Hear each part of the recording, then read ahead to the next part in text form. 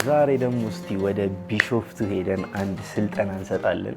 ስልጠናውን ከመስጠታችን በፊት ማለት ነው ኢትዮጵያ ከመጣሁ በኋላ እንዴት እየሰራው እንደሆነ ላሳያችሁ። እዛ ጋር 2 ፒሲዎች አሉ፣ እዚህ ጋር እንደዛው።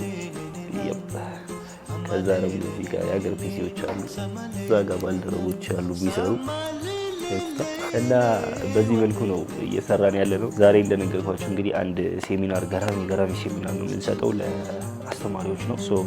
ሄደን እንግዲህ ወደ ቢሾፍቱ እሱን ሴሚናር እንሰጣለን ማለት ነው። ሌትስ ጎ